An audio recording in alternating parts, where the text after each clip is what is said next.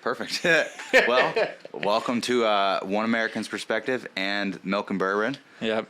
I got my very, very dear friend Nick Rogers here in the basement in our new setup. I must say this was inspired kind of by you. When I first started, you had said like, "Hey, pick a good background."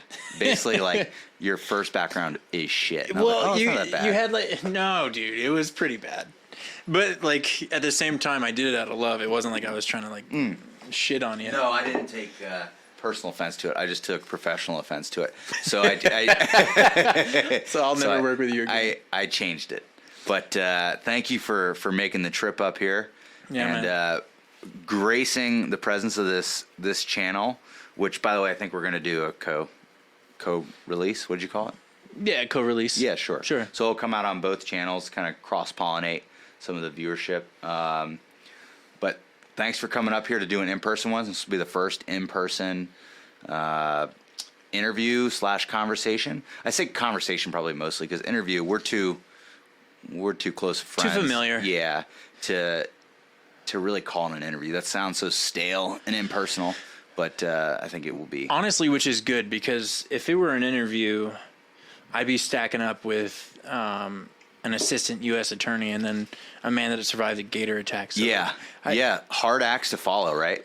Man, dude, yeah, you really set me up for failure here on that one, but man, I was pretty blessed to have both of those kind of just fall into my lap, like people that I've had some pretty amazing experiences and pursuits in life to just kind of just listen to them and talk, and they were enlightening to me. Hopefully they were enlightening to anybody who watched them. Yeah, it was quite an act to follow, as you said. I just watched the one with you and Mr. Williams, and I mentioned to you before we got started recording, and his passion about this subject is the type of passion that you know that he's doing what he's supposed to be doing. Yeah. And that was what was cool about that one, is that you could tell that like he'd invested and it had become a part of him, like getting into this field and trying to prevent human trafficking, which, like you mentioned in the podcast, that's not a fun subject to talk about, but it's a worthy subject to talk about. And I guess in that vein, we decided to start maybe not as heavy as human trafficking. How can you beat that? Yeah. Especially child human trafficking. Yeah, I mean, that's pretty significant and severe and something that is worthwhile. And I think you touched on something that really hits home for me right now, and is like you could feel his passion, through the camera, through the microphone, just because of the time he spent in, but more importantly because of the worthwhile purpose he has found in his life. He had found purpose. And that's something that, I think you can hear that level of purpose or passion come through in anybody you're speaking to when they found what they're supposed to be doing on this planet. Yeah. It just ekes out of every pore. Oh, man. The way they carry themselves, the way they talk about it, the way they interact, how everything relates to it. And that was definitely evident when speaking with him. Yeah, it was no longer, I mean, sure, he's you can tell he's a professional, but it was also personal for him. Yeah, how could it not be? Yeah, I mean, how can you not get invested? Human lives. Yep. Yeah, and that that kind of touches on really the counterpoint to something that you and I have had a shared passion in, that I've kind of expressed as a purpose of the channel, is a better understanding of suffering in and of itself. And I know we talked on your channel before after reading Viktor Frankl's book that I've brought up here on the podcast before, Man's Search for Meaning. Yeah, about the only real antidote to the inevitability of suffering, which is that something that everybody will go through, is to find a purpose that makes your suffering worthwhile. Well, it's impossible to avoid suffering, and to try to avoid suffering is not a life well led, I would say. A powerful example of that, and it's another book that I've talked about, is oh man, why can't it? Of course, as soon as I start thinking about it, it's Brave New World by Aldous Huxley. Yeah. Where like they've removed all suffering, and when anyone starts to suffer, they take a drug called soma. Yeah. In order to, and I think it closely mirrors MDMP. So it's like you're avoiding. It numbs you to the reality of it. Yeah. You're still suffering, and it's just not readily apparent to you. Well, and I think what was cool about that book, with regards to suffering, was like it kind of, by doping them up, by drugging the people up, it removed their humanity. Yeah. So there was something like integrally related. Integrally. Is that a word? Integrally? Yeah. Let's go with it. Yeah, it sounds good. I should have just flowed right through there, not paused. Nobody would have gave it a second. They would have been like, now "Damn, that I this did." guy's Yeah. learned." But that, like, if by removing the suffering, you somehow remove their humanity, which implies that like the two are inextricably linked. That you can't have one without the other. I would say so. Here's what I would say, because I think there's needs to be some sort of delineation a little bit, because suffering can apply to a bunch of different things. I think there's a difference between, for instance, the suffering of experiencing something inevitable like a loved one's death. That is inevitable. It is something that you're going to suffer through. That is suffering. I think when you go through purposefully and I guess you voluntarily go through something difficult, I think that's something more akin to toil. I wouldn't call that suffering. Okay. You're toiling. And I think what the difference between suffering and toiling is that suffering is something you can't control. There's no control over it. Toiling is something that you can kind of manipulate. I think that the career fields that you and I had chosen in the past was it was voluntary. Yeah. And It was a toil. It wasn't a suffering. I think Is you're that what trying to toiling, say? and I think that toiling. Yeah. So I think that with toiling, it's not that it's about control, but it's voluntary, and it's something that you've chosen. And I think it's something that inevitably sharpens you. For instance, there's a philosopher called Friedrich Nietzsche, or Nietzsche, however you want to. It's a German last name, so forgive me for mispronouncing it if I did. But he talks about suffering being like pursuable. It's something that you should pursue because there's the creator and the created, and the body being the created portion and the mind being the creator, and the mind can shape the body to however you want it. People go through varying degrees of suffering, and comparative suffering is like a never-ending fight. So like you could be like, oh well, I'm going through this, and someone else would be like, oh, I'm going through something worse. Yeah.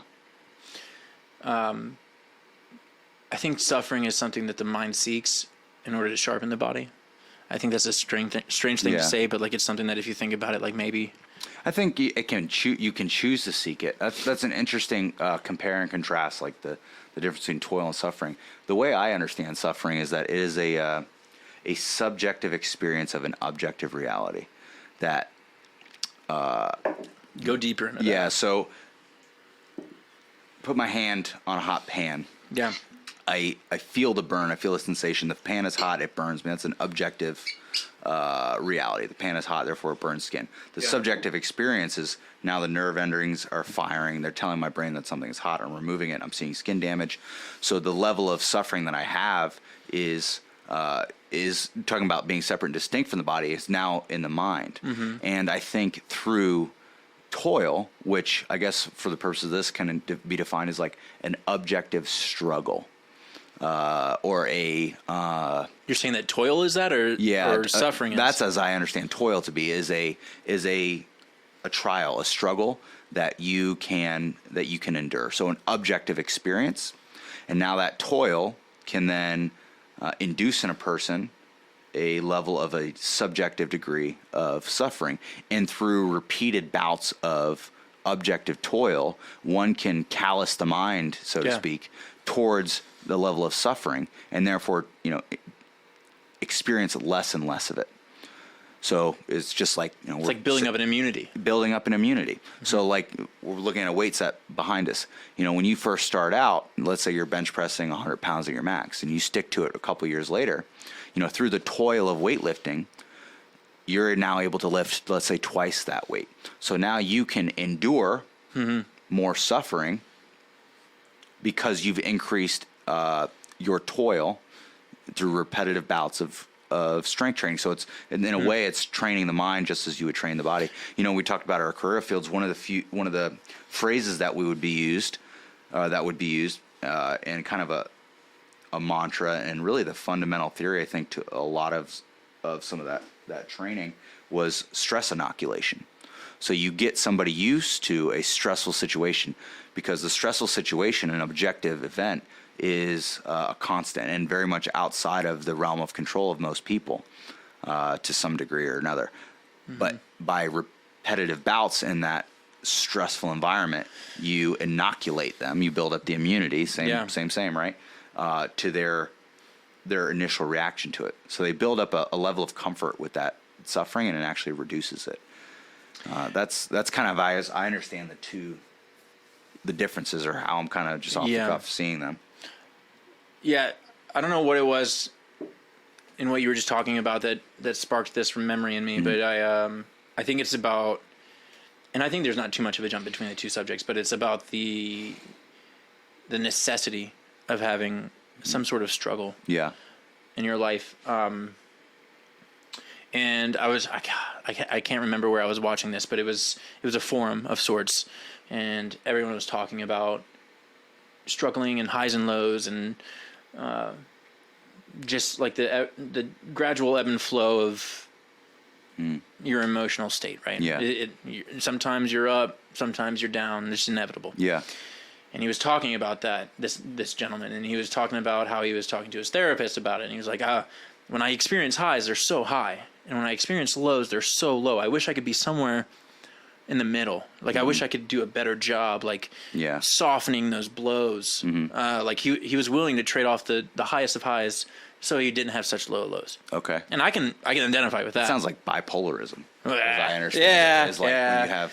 But he went on to say that he was talking to his therapist about this, and he mentioned that, and she responded with, well, if you look at a heartbeat, in order to sustain your rhythm, you've got your super highs and your super lows. It's just how life is. Yeah. And I know that's like an oversimplification, but like, it's an interesting perspective shift, though. And in order to, right? Yeah. It's got a nice paradigm shift to it, that like the necessity for life is to have those high highs and those low lows, so that you value both. Yeah. And so with struggle, oftentimes it also is incorporated a low low.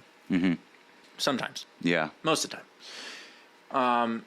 And I found that through my struggles, and most of them are voluntary, so I will go out on a limb and call them my toiling, is immediately followed by my appreciation for things that I look past. Low, then follow to the high. Yeah. Okay. So like when you start coming back up, and like there's simple things. You know what's interesting about that is you've probably done it so many times that when you're in that low, you're now expecting that high, because you've trained yourself to be like, well, what goes up or what goes down must come up. Yeah. And I think that's something that a lot of people that are truly depressed, they don't have the expectation of better that you have. Yeah. So I wonder how much that plays into like your ability to endure such low lows. Yeah. I feel like that's a totally different struggle. You think so?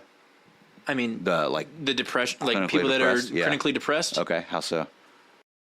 Like you mentioned, like if you're clinically depressed and you have to fight that, and you're not sure, because like I'm sure that varies. Yeah, I'm sure that varies. Like sometimes your depression can last for a day, a couple hours. Yeah. I don't know, because I'm not really super experienced with it. But say it lasts for an X amount of period, but it's never the same X. It's, sometimes it lasts 3 days, a week. Sometimes it lasts a couple hours. And so I think that variability would be tough to overcome. Yeah, that's got to be hard to overcome. But because there's no end in sight, But if you do know that an end is in sight, even if it's 2 weeks, like there's hope. If there's still hope, and I think that's really like a powerful word. Oh, there's some power that whole in thing. Hope. And that word hope is, I'm enduring this now, but things will get better. And sometimes, when that hope is removed, you see it. I mean, in all walks of life, when that hope is removed, that's when the spirit really dies. So I actually have a really, profound experiment. And so they had the control group and then the variable. And the control group is they'd put them in this cup that was really slippery. They couldn't get out of it. Yeah. It was filled with water. And after a couple hours, they would drown. Yeah. And then in the variable group, after about 5 or 10 minutes, they would rescue the mouse, like bring it out of the water. Yeah. And then they'd put it back in.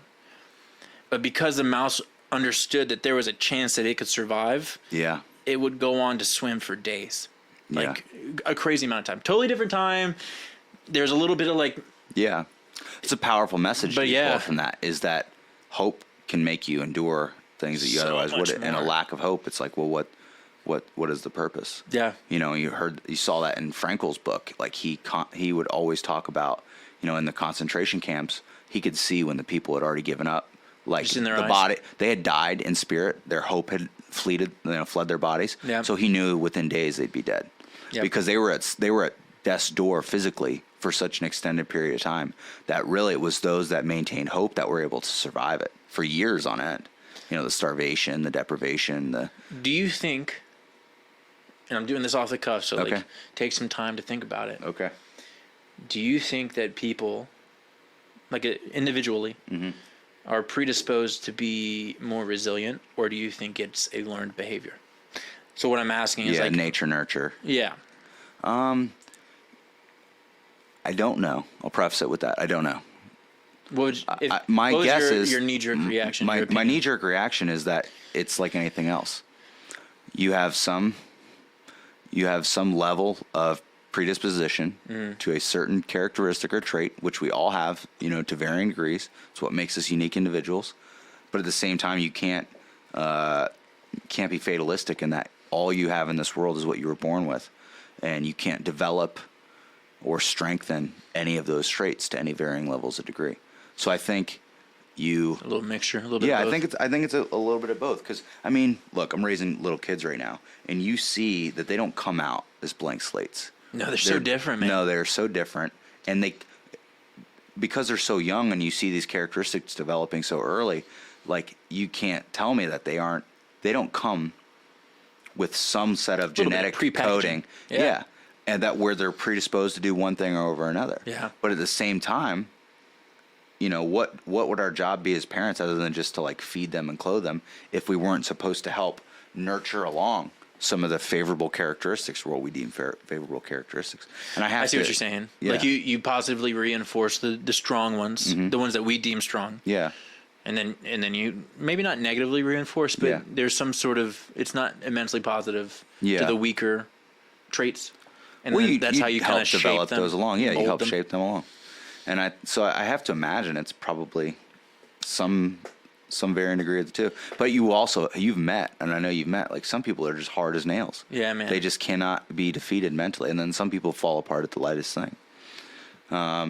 That being said, And I wonder if that's, yeah, I think there is a certain amount, like, there are some that are blessed with just a genetic predisposition to be really great at something. Mm-hmm. There are some people that are just genetically blessed that they're just resilient as hell. yeah, I would say that the difference between the two of us is that you had a little bit more of a predisposition to be resilient, and then I had to learn it a little bit more. Mm-hmm.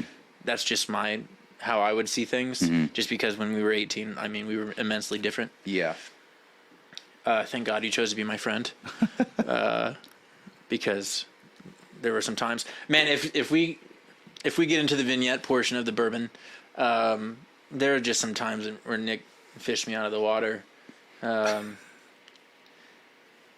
against his will, but like did it nonetheless. yeah. A fisherman of men, dude. I wouldn't say. Well, you know, that's an interesting phrase. That's yeah. It's, I wouldn't say against my will. the Because first your will's time. behind it. The first now, time. against my, and that's Better judgment? That's against my initial inclination. Yeah. You know, Yeah. and so talking about that, like I think that's something that can be trained in people as well. Is that you, like, hey, sometimes, you know, kind of the difference between emotional reactions and logically thinking through is like, you know, you can't really control a lot of your knee jerk or emotional reactions to some things. But training yourself to take a second and be like, well, am I going to be guided by that initial reaction? To be like, hell no. Yeah. Because, you know, all of us have that lizard brain where it's just like, I'm just trying to make it through this thing. Yeah, I'm just man. trying to survive. I'm trying to gray man this. Yeah, exactly. But but you know, we have moral codes, or that we abide by, different to varying degrees. Some people do, some people don't. Some people just have different, you know, what they would call moral codes that others would think are completely immoral. But something that pulls us up and out of purely animalistic behavior, that we would like, you know, the best versions of ourselves to follow. And sometimes we heed that call. Sometimes we're like, nah, not this time. not this time. And I mean, it's to each his own. Yeah. But off the cuff, like my response to that is, suffering on behalf of somebody else may be the most honorable method of expressing love. like altruistic. Yeah. Like that's when you're really truly giving up that ego. Yes, because you're not eliminating the suffering, but you found something that's worth the suffering, that purpose. And the love, and that's another thing Frankel talks about, is one of the 3 ways to overcome it is love of another, whether it be your spouse, your children. Love of another, purpose. Yeah, purpose. And then just the embracing of the suffering itself. It's just like it's the just experiential. Like, bring it on. Bring it on. Like it's like a personal toughness. Yes. I wouldn't say that. That's oversimplifying, but it is an embracing of it. It's as a reality of life that like just is, and that I'm not. This is what connects me to my humanity. This isn't what sets me apart from my humanity. That like I think everybody else it's is a very human suffering. experience, and if you didn't have it, like you mentioned, the outcome of Brave New World, like it reduces people. It does down. God, some of the funniest people are the people that suffer the most. Yes. Like Robin Williams, my favorite comedian. Yeah, well, suffered true immensely. art isn't it funny how true artists that create such beautiful things, whether it be in comedy or painting or music or whatever, are often the most troubled people. Like think about how Heath Ledger went down that path after maybe one of the greatest performances of our era. As the Joker. I know you're a fan of the Joker. Huge but fan. what a tremendous. Every time I watch that, I'm just amazed at the like. Well, even more so than like I thought Jack Nicholson was great. I think that he's an incredible actor. Yeah. I think that he was able to tap into things that few can. Mm-hmm. I don't think that he was a better Joker than Heath Ledger. Heath Ledger, I'm telling you, not at all. He's the reason why I like the Joker. What a tremendous character. Yeah. So he poured himself into that. He became that. He did the what's the method of acting? Method acting. Acting. I think it's I think that's colloquially what it's been called today, but I don't think that initially started it. But you're always in character. So good. So it was interesting what you're talking about with like comparative suffering.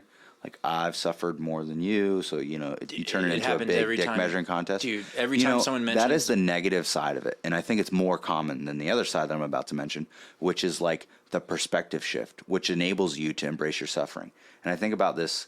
I was watching a couple years ago. So in that documentary, I think it's I'm Not Your Guru, Tony Robbins on Netflix. I could be wrong. But either way, it was at a Tony Robbins event. Is Tony Robbins the like kind of big, strong He's the guy? huge guy, like almost freakishly big. Yeah. Who is like almost one of the original thought leaders before that term was around. Like he's what is it? Thought leader. Like he's a motivational speaker, really. Yeah. And he puts on these conferences multiple times a year that he charges like exorbitant amounts at. Like you're looking at like $10,000 to $20,000 a seat for these like weekend getaways. But everybody raves about how they like change your life. So they filmed one of them in this documentary. And at one of these things, people are given the opportunity, and these are like groups of, 500 people in these big auditoriums. Mm-hmm. And they're, very emotional events. People are, kind of bringing up a lot of old trauma. And everybody's bringing up their trauma. My dad didn't love me enough. Like pretty kind of run-of-the-mill stuff. Yeah. Not to demean their suffering, obviously. Like the worst thing that's happened to somebody is the worst thing that happened to them. Yeah. Like it hurt them. Then this woman gets up, and she was from, I want to say Brazil or South America somewhere. And essentially, her background was she was raised in a cult, a commune, where she was passed around sexually from the time she was a minor to all the men in this commune or something like that. So she was raped countless times, thought it was normal, ends up coming to this country, like suffering immensely. And it was interesting because like I wasn't there, I didn't experience it, but the feeling I got of the reaction of everybody in the room was like, oh shit. Well, all of a sudden my mom not hugging me enough as a kid doesn't seem as bad. Yeah. So like you can, if you allow yourself to do it, to realize like, well, man. You're saying that it could be healthy to be like, well, at least I don't have it that bad. Yeah. Like, man, maybe I should be appreciative that I wasn't passed around like a sex object from the time I was a small child. Like, maybe I should stop complaining. Imagine you had your hand raised beforehand, and then she starts talking. You're like, yeah, you would have to, right? If if you were going to complain about like not making, I the couldn't high do school it. basketball team, Yeah. like you like that's a sobering thing here. So there's a benefit, I think, to like the access we have to everybody else's stories now. Yeah. Is that like, well, we can play the comparative suffering game, and I don't like playing that game. it can amount to not very good. Most time it's like, okay, man, we're just splitting hairs and shades of gray. Yeah. But every once in a while, and that's where I think like stories like the Holocaust that are just these almost objective levels of horror. We talked a little bit about like the existence of objective evil. Like they're so bad. I challenge you to find anybody on this earth that would be like, that doesn't sound so bad. Well, when you mentioned this briefly, and this isn't your last podcast, but your last joint podcast. I think that was your last one with Mr. Williams. Yeah. You were like, I think everyone can agree, and people rarely agree on anything. I think everyone can agree that this is objectively like Wrong. immoral. And God, I'd be astounded if there was someone out there that was like, I don't see anything really wrong. Yeah. And like in this modern era, and I think we look back, and I'm sure you could. I mean, there's if you look back along, like go back to the time of Genghis Khan, like where people rights didn't exist. there were no international treaties, Geneva Yeah. Conventions, where people were like, all right, Nuremberg codes, like those things. It was like, no, might makes right, and if that's what I want to do, and you can't stop me from doing it, well then be damned to you. Yeah. And I think we don't give ourselves as a society enough credit for how far we've come to where we can, for the most part in our society today, question pretty much everything. question everything. And if we were to sit down with anybody and be like, hey, do you think we should all be allowed to traffic minors for our sexual exploitations? Anybody would be like, well, I mean, if you can, like, they're not that strong. They can't stop you. Yeah. Like, sure, go for it. Like that took work to Yeah. get to that. And that Mr. level. Williams, I wish because I've heard it before too, and I can't remember who said it, but like a society being measured by the way it treats its weak and vulnerable. Mm-hmm. I've heard that too many times. It's ubiquitous, I think. And man, if it's as bad, and I'm assuming that an assistant U.S. attorney would not lie to me. Mm-hmm. They're lawyers, but like, Seems trustworthy. sir, my dad's a lawyer, so and he lied to me all grown up. Yeah. So- Probably still. Yeah, probably. He's probably not even a lawyer. Probably not even. He might have lied about that. Well, he's a different. He's serving in a different capacity now, but the lying continues. They're just tall tales. Yeah. When an old man exaggerates something, They're just tall tales. exaggerations. They're not That's what about it is. lies. That's what it is. Yeah. It's untruths. Yeah. As you said in your "Why Do We Lie" podcast, they're just untruths. Yeah.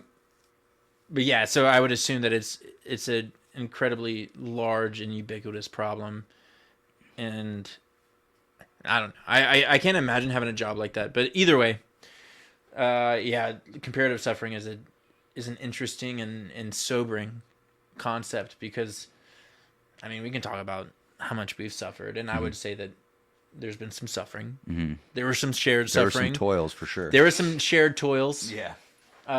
Initially, and that's how we forged our bond.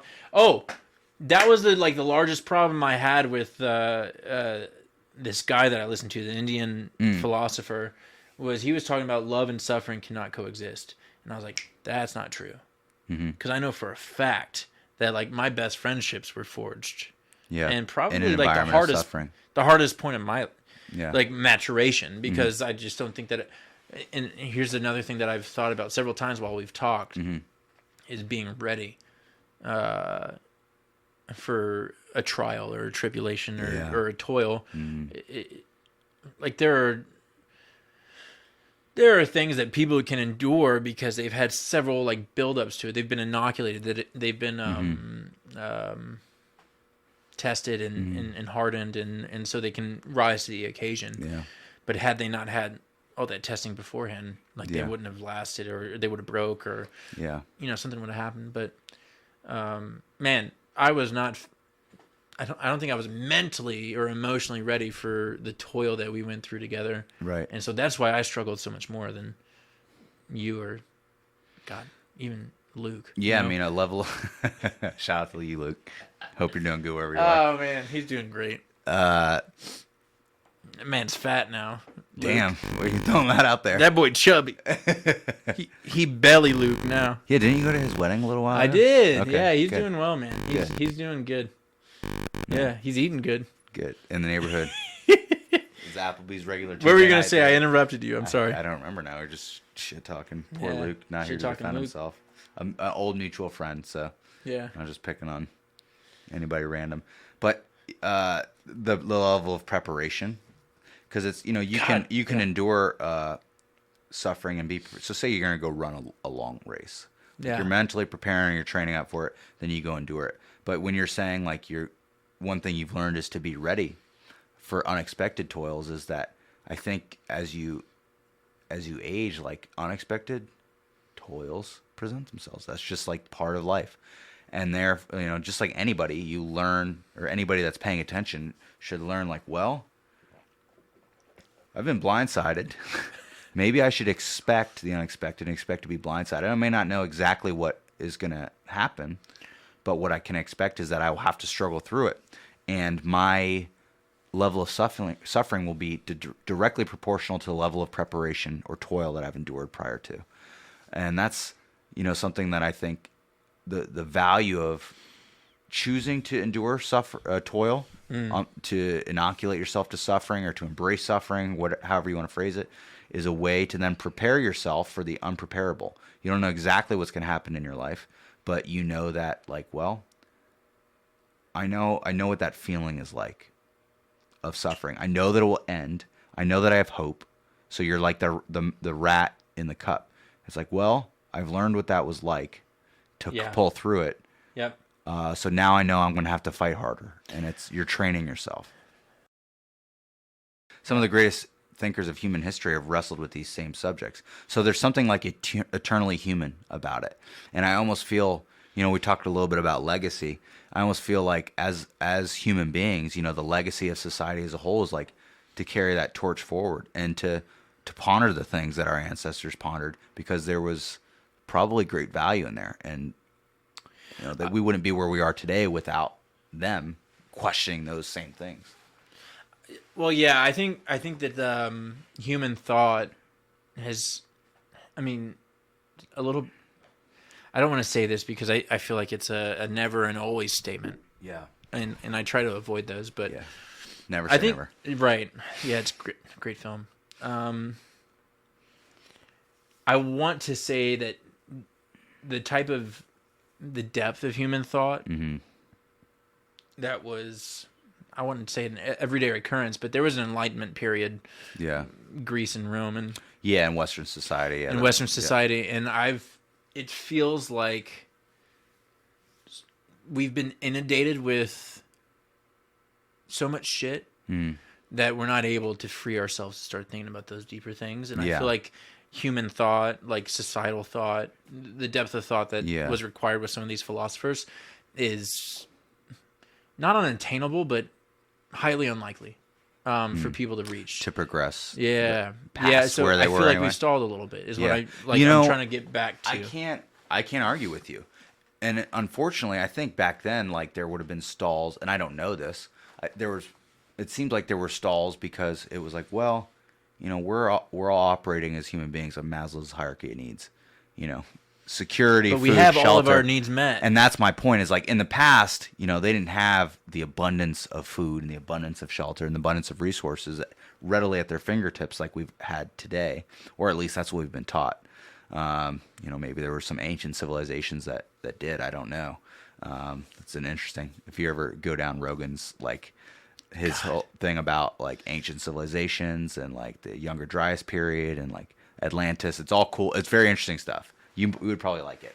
I probably would. It's because it's just, well, what if? Anyway, I'll look into it. Yeah, it's pretty interesting. But like, assuming that those types of things didn't happen. Mm-hmm. We're probably the most technologically advanced society that's ever walked the face of the planet. Yet somehow, I agree, we've stalled out. So in my mind, well, what does that mean? It's not because we don't have enough food. I think it's because we're distracted with dumb shit. So distracted. With dumb shit. You know, we're worried. You were talking about like the videos that get the most likes Yeah. from people. It's just bullshit. Yeah, it's just Yeah. dumb stuff. And unfortunately, like those are empty, shallow things that we as human beings can just like readily access now to give us quick dopamine hits and not really allow us to ponder our human experiences. And I think that's one of the beauties about suffering, because it's so timeless, because it's so human. Suffering, if you endure suffering, especially on a voluntary basis, you go right back to the roots of our ancestors, where you're like, oh, I'm feeling the same things that they must have felt, and therefore I have to progress just like they had to progress. And when you're suffering, you really start to see what matters. Like you always hear when people are like, I didn't realize how valuable my health was until I lost it. Oh man, you know when you like, for instance, I've had this nagging injury with my sciatic nerve. I did not know that. Now It's just been nagging. I'll rub it out for you. For years. Thank you. I appreciate that. I'm gonna need it. Yeah. But it's amazing how interconnected the human body is, and I don't want to go down that rabbit hole. In the words of Nick Cataldo, Yeah. We'll get on that subject later. I'm always, if I don't know what I'm talking about, I just, later. Yeah, later. Let me. You'll see it later. Yeah, I got to read about Wikipedia Trust first. Trust me. I'm about to go to the internets.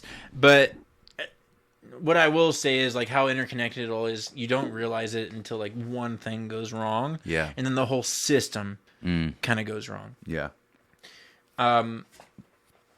What I kind of want to, and this is not my show, this is our show, so you can agree or disagree with doing this, but I'm just gonna give you a blanket statement. I agree. Whatever you. I want to move on to the legacy portion. Okay, cool, great. So I think we beat. I mean, there's so much to say, but like you've mentioned in the past in some of your podcasts, like there's only so much you can say about struggle before someone. I think suffering is ideal, in that it makes the best of humans. I'm trying to provide a synopsis.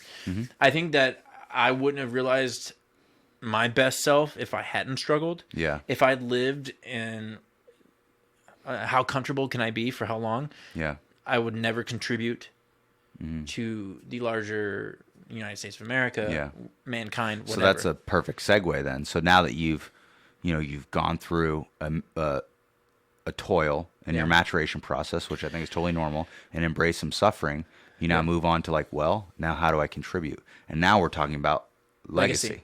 Now that to me leads right into, well, what is my legacy going to be? Oh man, so that's something that so you mentioned it 2 or 3 podcasts ago talking about legacy. And you were talking about the legacy you leave behind for your progeny, also dealing with the legacy that was gifted to you by your forefathers. I think it's very subjective, but I think my family is the best family ever, right? Which you've always spoken so highly since I've known you of your family. And there's a deep, and I've been around Nick's family for a while. There's a deep-seated love there. Yeah, and both lines, the male and female, they're so proud of like where they come from and certain accomplishments. Like, I mean, still today it's talked about. My grandfather's talked about like every time my family meets up. Yeah, and he's been dead for 36 years. 36 years. And I mean, he's brought up every time. So it's always about legacy. Like, the Turners, the Rogers, all these different the family lines. Family. Yeah. And it's always a collective, like, this is what we're known for. This is our identity. Yeah. And so, like, what I wrestle with is continuing on this legacy that my family is so proud of. The people that I care for most, my grandmother, my dad's mom, she's so proud of her Turner legacy. And I mean, who am I to not continue that legacy? Yeah, and I mean, because whether you like it or not, like, the burden is on your shoulders to carry that forward or not. Yeah. And, like, born into it. Yes. No choice. Yeah. And honestly, like, I welcome. So this is one of those things, and we got to tie it in. Let's like tie these things in. Yeah, they are related. Like, it's a burden, Yeah. but it's a burden that I want to shoulder. Yeah. You know? Do you think you always have wanted to shoulder it, or do you think as you've gotten older, you've been like, oh, it's time. I do want to shoulder it now. The suffering was a part of the maturation process. Okay. But like when you were 18, were you like, yeah, I'm going to do what my grandfather did, or I'm going to carry on the legacy there? Like, were those things that you were thinking about? I mean, when I joined up, there was some legacy thoughts. Join the military, that is? Yeah. Okay. Yeah. Because, I mean, Dad did it. Yeah. Grandfather did it against his will. He was drafted, but I mean, Was proud of his service nonetheless. When he was I think he was to a degree proud, but he also advised my dad not to join the army. Yeah. So Which he quickly said, yeah, never. Mind. Yeah. Okay. But you know, there's just a sense of duty. Yeah. To your family to continue it on and not to screw it up. Honestly. Yeah. Like it's you want to make it better. Even you want to build your. At least in my mind, it's almost like clannish. Mm-hmm. It feels like, you know, like warring clans. Like I want to set up the Rogers family. Yeah. To be like prominent and wealthy and healthy. Mm-hmm. And when I say wealth, I don't mean rich. I mean wealthy. Mm-hmm. You get what I'm saying? Yes. There's a distinction. So yeah. Well, I think of wealthy as like the families you never hear about that have just been generationally among the richest people in the world. You know, it's interesting because it sounds like you had much more of an understanding of legacy than I did initially, where it was like, well, you do right by your family, but it's really about like you go out and make your way in the world. And that was the way that I was raised. And it wasn't like you're going to carry on in the family business or like make sure you carry your family members with you in your mind. It was like I come from a loving family. I knew they loved me and supported me, and I wanted to show respect and homage and you know, pay them back essentially for the things they gave me. But it wasn't about carrying on a line. It was just like an immediate thing with them. So as I'm getting older and I have my own children now, I'm thinking about it differently. So I think, you know, maybe as the whole ready for suffering thing that you talked about, you came, you know, less prepared. I'm behind the eight ball, I think, when compared to you about like, well, this is what my family name stands for. You know, like Brittany and I have talked about it, and some of the people that we respect, like in the social I talk, you know, they're deliberate about like, what is our family legacy going to be? Like, what are our family's core values? And that's something that I've been thinking about, like, as, you know, you're raising sons, and it's like, well, what are they? You know, I could pick in the dark based on my own experiences. Like, well, I think this is important. And they would be relatively well rational, you know, and thought out. But like, kind of the beauty of legacy is that, well, why would I just rely on me and my wife's idea on this? Why not rely on the generations of folks that have come before me that have really battle tested a lot of these ideas, for, you know, you would think anyway, and that they've come to conclusions that, you know, you're standing on a bedrock at that point rather than on your own fallible ideas on what right and wrong is. I think I'll give you a for instance, because vignettes are always fun and relatable. Yeah.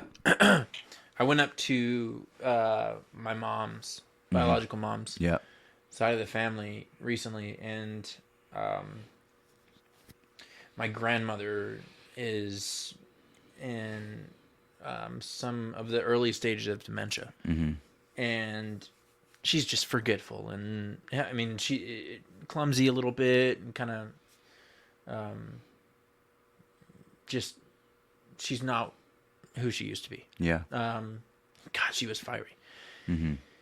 But one thing that is sharp as ever for her is her grandfather. For whatever reason, he left an imprint on her with how he conducted himself. And a man that I was born 35, 40 years after he died, I know like an intimate amount of knowledge about him. Yeah.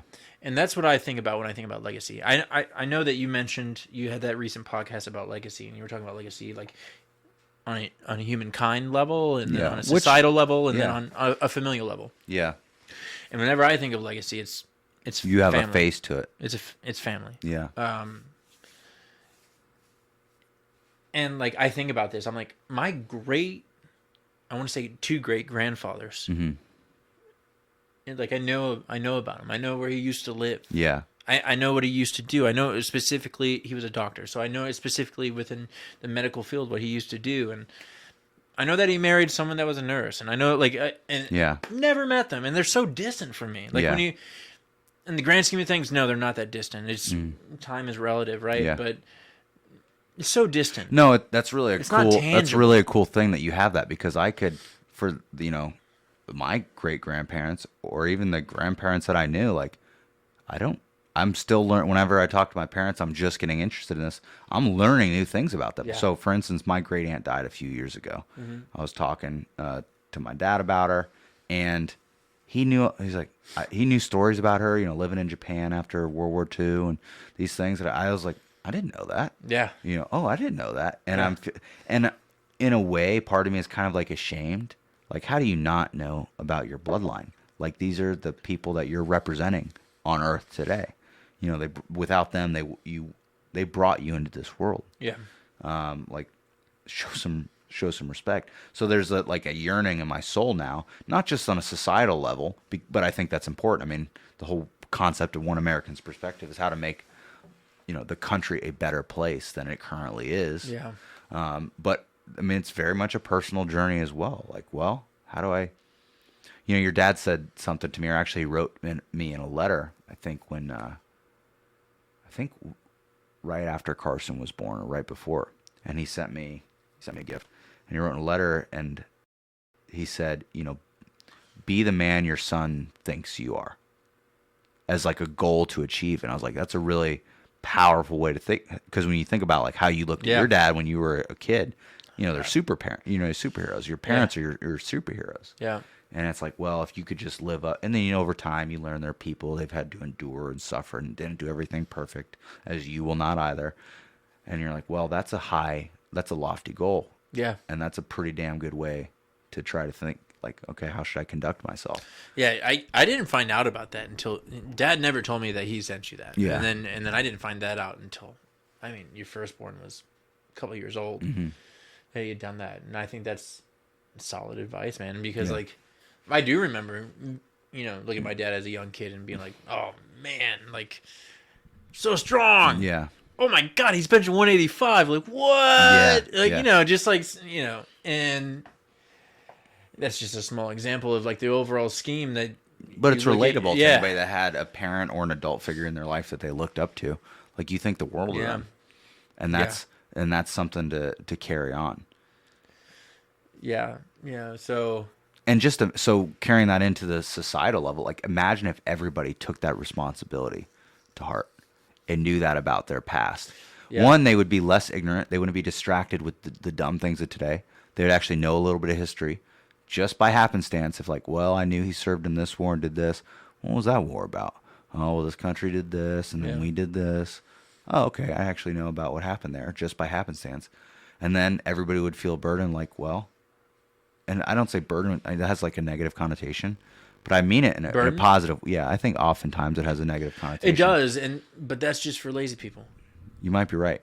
People being lazy. And I've been lazy, so it's not like I'm saying like I'm sitting up here on my ivory tower and I'm judging others. I've been that person where I'm like, I don't know if I'm ready to shoulder that responsibility, which is just another word for bird. Yes.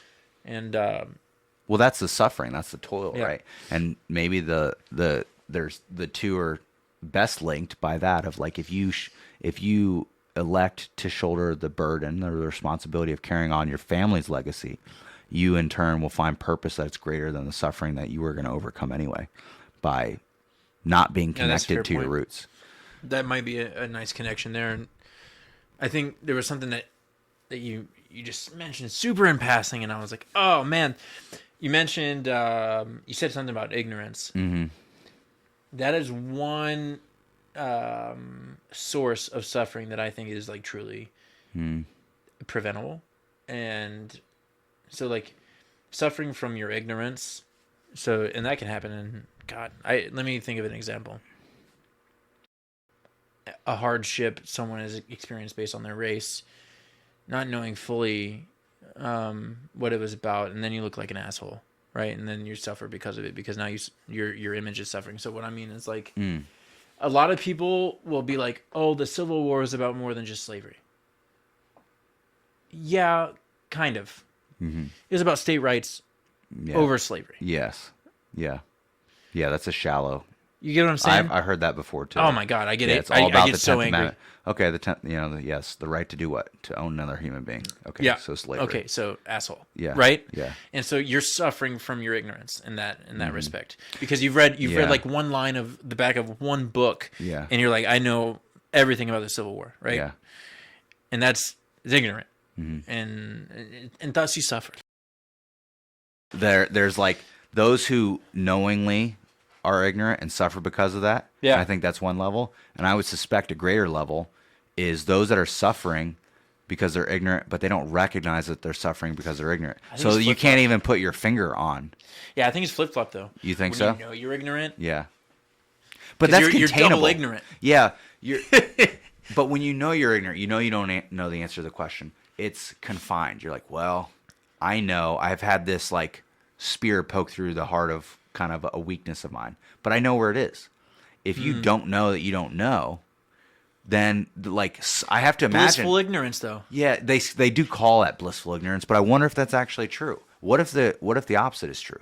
What if because the mind and body are distinct, the body is experiencing some level of suffering, maybe an anxiety, to put it in our common Very terms, possible. that the mind can't pinpoint.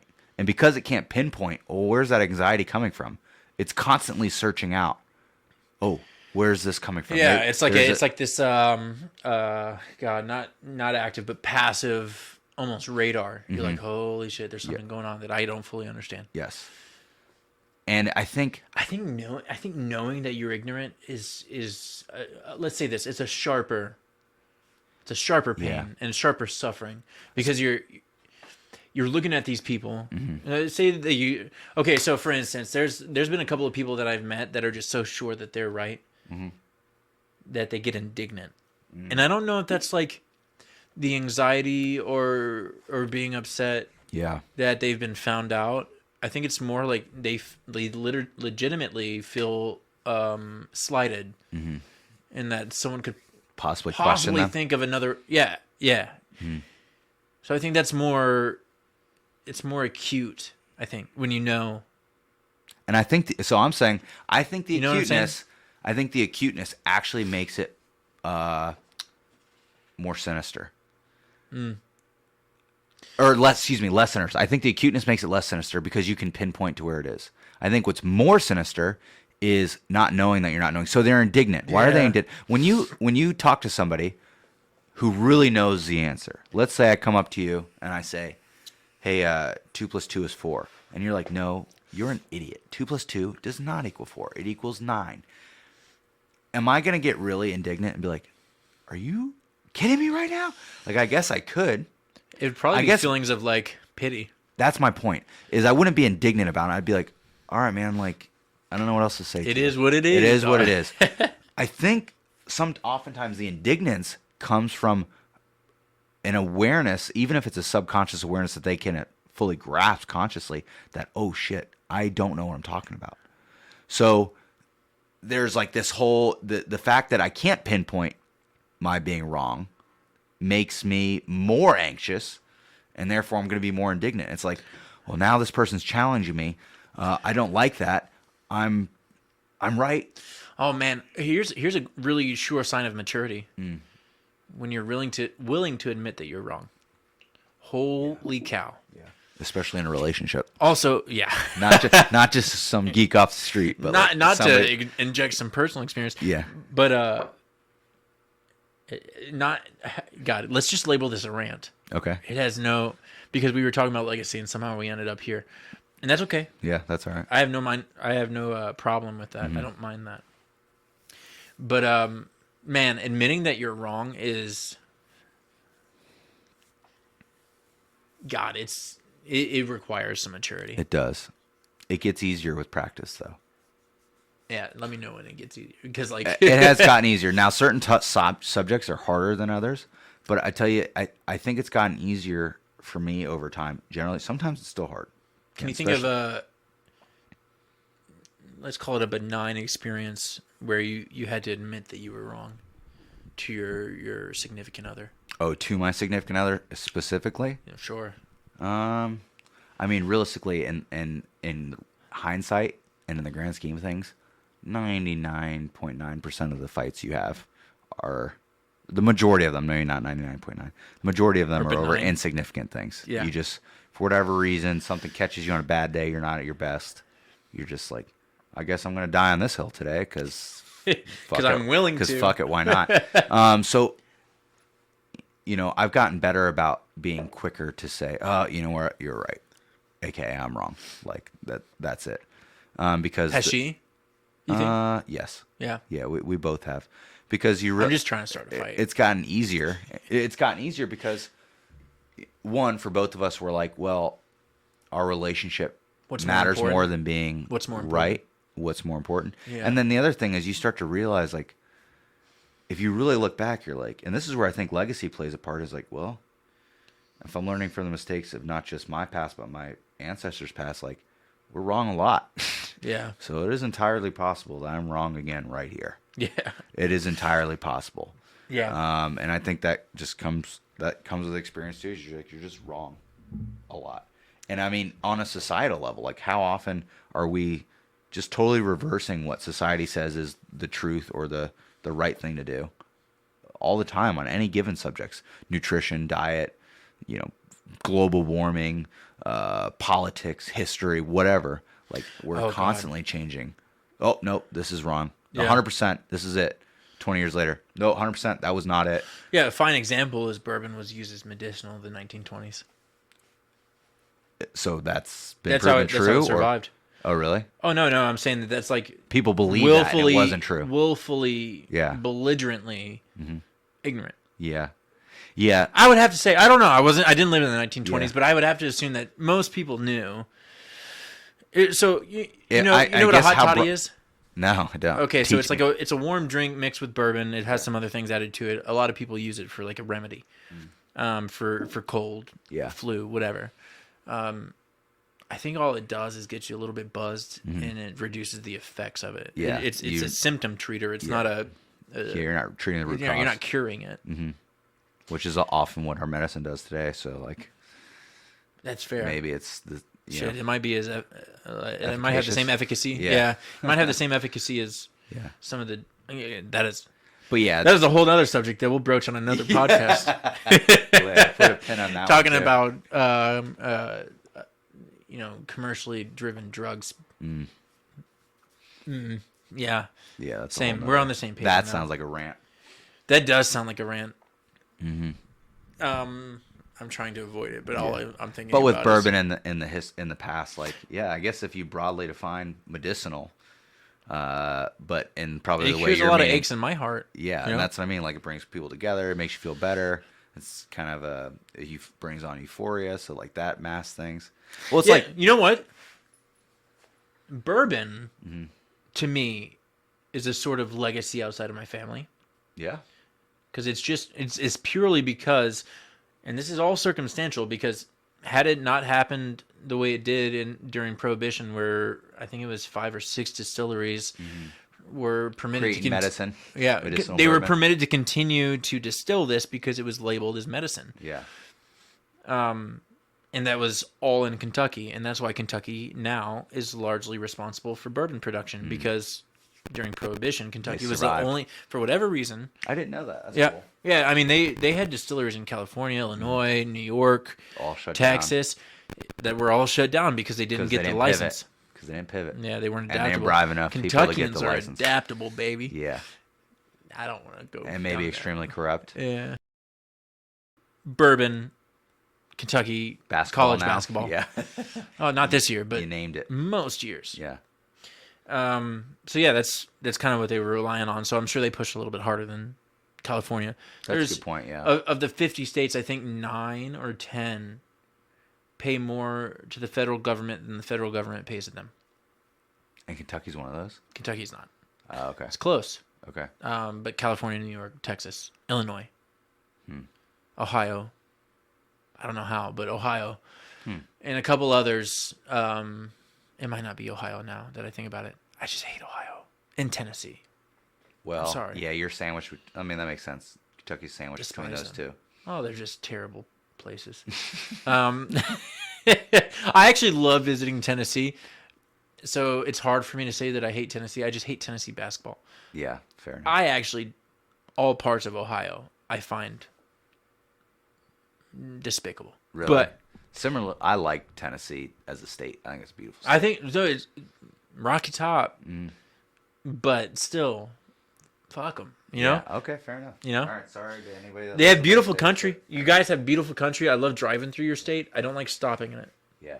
You know what part I didn't like is like Western Tennessee though, Memphis area. I almost always go through Eastern. Yeah. Because I'm. It's totally different, but I don't like Western. It's nasty. I I'm honestly born in don't remember Mississippi. the last time I've been through Western. Yeah, it's not enjoyable. So yeah, Eastern Tennessee, we all right where with it's y'all. I don't know how we got on that. Oh, Bourbon Legacy. Bourbon Legacy. Yeah, it's a state legacy. It is a state. Well, yeah, because we pushed so hard for it, and we didn't have other ways of. We don't have any port. Well, we have river ports, but like, Yeah. it doesn't compare to New York or California. No. And Texas is just Texas. Mm-hmm. But yeah, so I think that's a legacy thing. Mm-hmm. I think bourbon and horses are very much like a legacy that I can identify with Yeah. because of Kentucky. Yeah. And it has a little bit to do with my family, but it's more so because of the region. Yeah. There's plenty of that's kind of what I love about so many places in America is there's legacy all around us. We just have to open our eyes to look at it. Yeah. You know, like from the biggest cities to the smallest towns. It's like there's What do you think your area is known for? So I don't think I've said it where we live here, but we're basically in southwestern Virginia. Yeah. I purposely avoided it because I didn't know. Thank you. Yeah, I hadn't said it before, and that's fine. Good luck finding us. Yeah. We got the Blue Ridge down here. I think it seems like, and I'm still learning the area. So for anybody that's watching this that's a lifer here, if I miss something, like, forgive me. I'm wrong. Probably wrong again. What I've come to know it as, just in our short time here, is a lot of the natural features. So we have the Blue Ridge. Beautiful mountains. Yeah, man. the beautiful mountains. I mean, the AT runs right through this area here, the Appalachian Really? Trail. Yeah, we're I think an hour or so away from the trail itself. It's gorgeous. Like, there's rolling hills. There's a lot of forest. You ever have plans to walk it? What's that? Oh, AT. have I not told you this? No. I got to get Brittany to go along with it. I want to do the whole thing. I want to do a through hike with Brittany when we retire and the boys are out of the house. It's 2,000 miles or so. Yeah. It takes 4 or 5 months. Like, I want to do it. I have every intent to do it. Let's just, well, I don't want to be old as shit when it happens, right? Yeah. Let's just say when the youngest is in high school. Uh-huh. I'll go with you. Okay. And I'll bring my significant other along. Okay. Brittany, I don't want to say her name. This just became a Fuck it. Her name's foursome. Jenny. Dang. She's All right. coming. She's coming. She signed on the dotted line for this. I guarantee you she'll run it just to prove that she is so competitive. And you know what? This just is a testament to how close we are. Like, I don't even mind that you invited yourself on, like, my reverse honeymoon suite with my wife. I will just do it alongside of you. Is that Nick over there? Yeah, I'll trail you, not even by a mile, like 300 meters. Closely. You As can lo- see me. Yeah. The more the merrier. I would love to do that. Yeah. That would be great. Yeah, I did just invite myself, didn't I? That's super rude of me. You know what? If it was anybody else, I would think it was rude. But for you, it makes me excited. Yeah, man. Let's do it. When they're in high school, though, Well, I'm trying to still have knees. basically the I want reality cartilage in my knees while I do this. Well, you'll be gone. They'll be gone by the time we're done. Well, So- shit. How do you want to end this? Well, I'd like to, since you're doing a combined. Oh, you want to do the yeah. toast? Yeah, man. I love that. Like, talking about legacy, that's a perfect way to end it. Is like, you have a legacy of the toast of your grandfather, Yeah. yeah? That you say to this day. Like, I'm sure he's looking down in heaven and smiling on that. I think that's pretty awesome. Okay. So, to end our joint venture, Mm-hmm. One American's Perspective and Milk and Bourbon, we're going to do the toast. And it goes like this. Up to it, down to it, damn the man that can't do it. Cheers. Cheers, man. Did we mention the bourbon of choice today? We didn't. Okay, so just a brief synopsis. It's called Poly Hollow Distillery. This one's somewhat is somewhat special because I don't think it's widely distributed. The only reason I have my hands on it is because the person that has some high level of involvement, and I can't remember exactly what his position was, but he has a high level of involvement in the distillery, and he was renting out houses that my mom managed, and as a thank you, he gave her this bottle, and so she. You're not going to get her in trouble for putting it on blast, I don't think so. Okay. Good. If so, good luck, Mom. Yeah. If anything, this is just something for them to. So it's Robert's Reserve by Poly Hollow Distillery. I'm pretty sure it's not widely distributed. I wanted to try it. It was right in the proof range where, it doesn't burn your nose hairs, but it's still a bourbon. And it's a respectable bourbon at that. As every bourbon can attest to, it does have some sweetness, some caramel, a little bit of oakiness in the middle when you're hitting your palate, but it's quick finish and you're on to the next. So, a good bourbon, honestly. Like, God. We tried to do this last time where I asked you what you rated. Like, it's bourbon. Yeah, I gotta tell you, I'm not much farther along. I wouldn't act so angry.